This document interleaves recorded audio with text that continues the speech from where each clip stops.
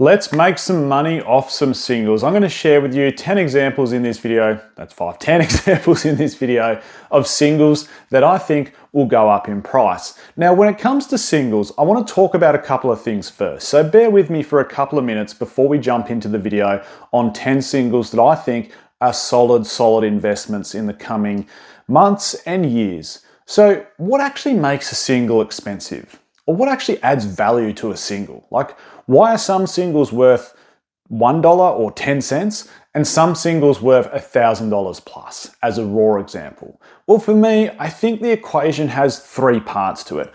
I don't talk about singles very much on this channel. I talk predominantly more about sealed, but here's my singles equation. I think it's the Pokemon plus the rarity plus the artwork that equals value. So let me just go over that again. The Pokemon plus the rarity plus the artwork equals the value.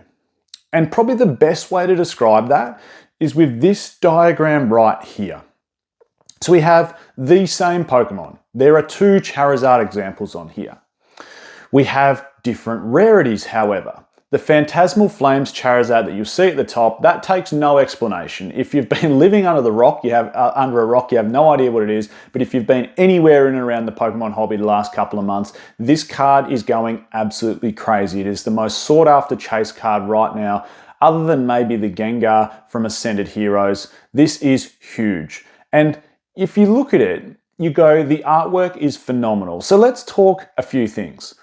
The Pokemon is a no-brainer, and it can't be changed. We know what the Pokemon is, whether it's Umbreon or Pikachu or Psyduck or, in this case, Charizard. You also can't hide from the pull rates. So the Phantasmal Flames Charizard is 1 in 400.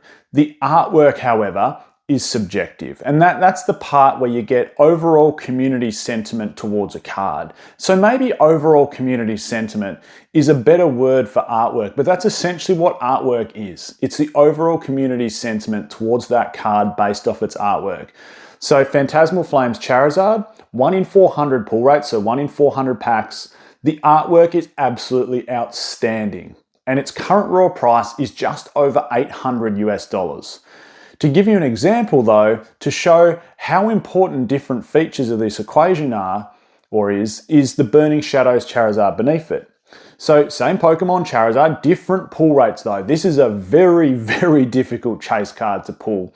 1 in 2,200 packs, and its artwork, well, it's a rainbow rare. So its artwork is probably somewhat questionable.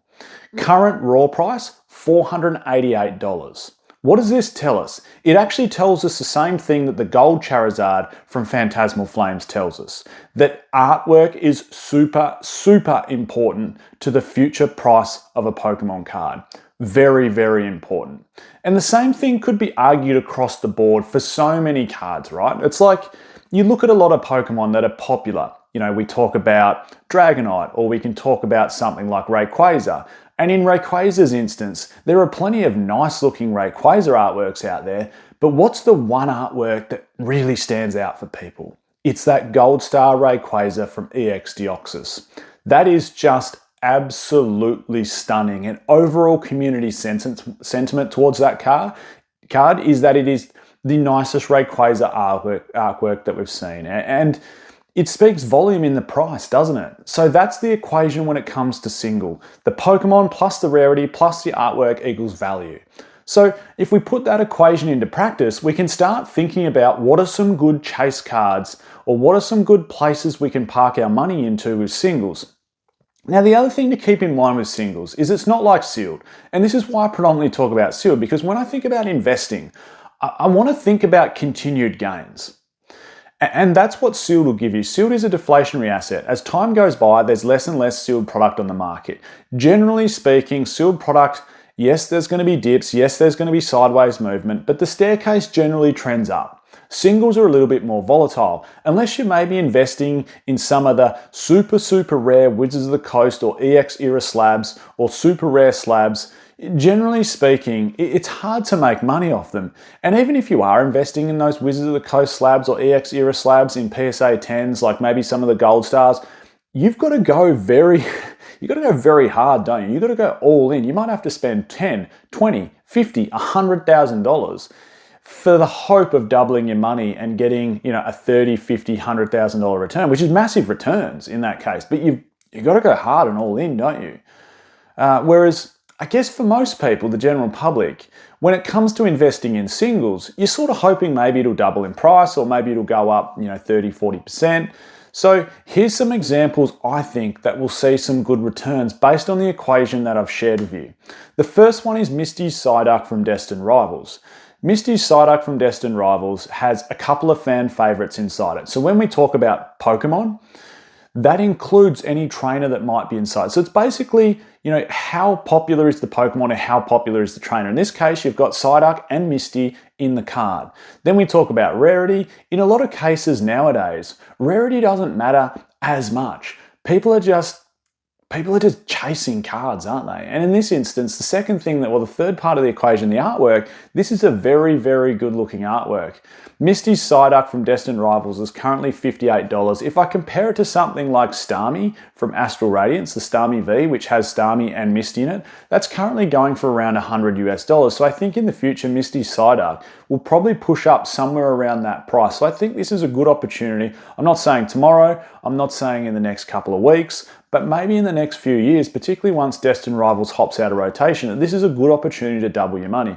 Keep in mind, it looks like we might be getting some Destined Rivals Elite Trainer Box reprints, which might add more singles to the market, which could put some downward pressure on some of the singles. Who knows? The demand for Destined Rivals is absolutely massive. So maybe we'll see some downward pressure on some of the cards in Destined Rivals in the not too distant future. But in the long-term hold, in terms of the next few years, especially once Destined comes out of rotation, this is a good opportunity in my eyes.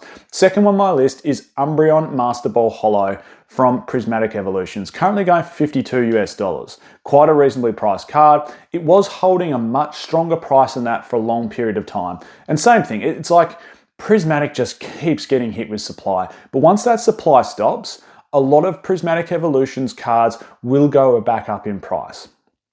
Pull rates are tough. Any individual Master Ball Reverse Holo in Prismatic Evolutions is a tough pull. So I think this is a very, very good example. The third one I wanted to give you was a generational artwork, in my opinion. It's the Mewtwo V-Star from Crown Zenith. It's currently $268. There are so many Mewtwo examples from the past, test tube Mewtwo. It's just one that comes to mind where, it held somewhere around that $150 to $250 price point for so long. And then when it got a bit of age behind it and people realized how good a card it was, it really started to shoot up in price. And Mewtwo V-Star from Crown Zenith, coupled with the alternate artwork from Charizard's point of view, which comes as a promo inside the Ultra Premium collection from Sword and Shield era, I just think this is a good card. It's such a good artwork. So if we talk about Pokemon rarity and artwork, Mewtwo and the artwork on this card is absolutely phenomenal, which I think is going to mean good things in the future. Fourth one on my list is Ghastly from Temporal Forces. Funny thing, in case you didn't know, this is now the most expensive chase card from Temporal Forces. I actually spoke about this one a few months ago when Phantasmal Flames was about to be released, saying anything from Scarlet and Violet era that features Gengar or any iteration of Gengar will be a good chase card. Like, it's just going to go up in price because there's a spotlight shined on that Gengar lineup now. And what do you know? Things like Morty's Conviction, things like Ghastly from Temporal Forces, they have both shot up in price because we have that massive Gengar chase card from Ascended Heroes. That adds fuel to the fire, so to speak. This is such a good looking card. I'm not saying this is going to be a $300 card, but I think it has every chance to go to a $120, $150 card. Next one on my list is Magikarp from Paldea Evolved. And the reason I've probably got this on my list is a couple of things. One, the Pokemon, its original 151 Pokemon. Two, the artwork. We know how good that is. We know the cult following that Shinji Kanda has with his artwork. But the main reason is this is about to go out of rotation. So when we talk about rarity, the third part of that equation, people are going to start thinking, which is true, that there aren't going to be any more examples of this card coming onto the market. As in, the only new ones will be ones that get open. We also know how hard this card is to gem into 10. This is one that I've been talking about for the last couple of years as a good investment. And its current price, $333 or $353, whatever it's going for, is... it doesn't seem like it's doing it justice. Like, if Bubble Mew's sitting at whatever it's sitting at now, $600 plus, Magikarp, nearly half that, feels a little bit undervalued in my opinion. The next one on my list is Gardevoir from Paldea Fates. Beautiful artwork, $147, the third biggest chase card from the set. Same thing, Paldea Fates is about to hop out of rotation. Look, I'm not saying Gardevoir's the most fan favorite Pokemon, but you cannot discredit the artwork. And that's what I really wanted to drill home is when it comes to future cards and cards that people want to have as part of their binder collection, cards that people want to have to send off to PSA, to have as a graded card, people really care about artwork. Artwork matters because that's what adds beauty and luster to the card is the artwork. And this Gardevoir from Paldea Fates is an absolute beauty. The next one on my list is Groudon from Paradox Rift, $103 US. It is also the most expensive chase card from Paradox Rift. What a banger. This is a really, really good looking card. Groudon is a fan favorite. One thing that comes to mind is there are talks of, some elite trainer boxes coming out in or towards the end of this year, featuring some of those favorite Gen 3 Pokemon like maybe, Groudon and Kyogre and Rayquaza. If we get that, I think it's going to add a little fuel to the fire with this card from Paradox Rift. The next one on my list is Ninetales from Obsidian Flames, currently going for $44 US, probably the most cost-effective one I've got on my list. This is a stunning artwork. There's actually a few nice artworks in Obsidian Flames. Like shout out to maybe the Gloom artwork from Obsidian Flames. The hard thing is I shouldn't say you can't polish a turd, but I think with something like Gloom, it's like one part of the equation is the Pokemon. And, even if Weedle had the world's best artwork from Shinji Kanda, it's probably not going to be all that expensive because it's like, well, it's not a fan favorite Pokemon per se. But Ninetales, again, I wouldn't say it's, top tier fan favorite Pokemon, but it's original 151. Most of us in our 30s remember it from our childhood. So there is a little bit of strength added to the weight of that argument for Ninetales going up. I'm not saying it's going to be a $100 card, but maybe it'll settle somewhere around $60, $65 US. It is one that I see going up a little bit. Next one on my list is Persian. Persian from Shrouded Fable. Same thing. I've been talking about this card for the last probably 12 months since this set came out, and I've said, look, I remember when it was like $17. I was like, buy it. Like, it is such a good looking card, especially, and I remember saying it before Destined Rivals came out. I was like, we're about to get a Team Rocket set. Persian is like the Team Rocket mascot for Giovanni. Like, that is just such a good investment, like clear as day. And look, Shrouded Fable is one of those funny ones because it was odd release, feels like short printed, we never got reprints of it. Could be a good pickup. And the final one on my list, number 10 on my list, is Lugia from Silver Tempest. This is also a generational artwork for Lugia in my opinion, $422 US. I don't think it's going backwards, this card. Look, is it going to become a $1,000 raw card? No, I don't think it will in my opinion. Could it settle, north of $500 US? Yeah, I think it could. It's that good an artwork.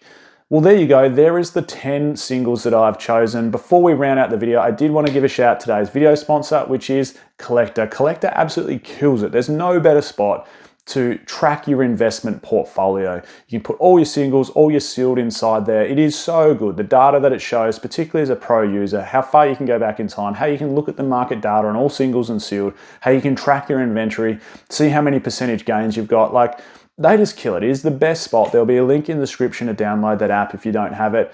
I'm Michael. This is PokeOz. Thank you so much, everyone, for tuning into the channel, and I'll catch you all next time.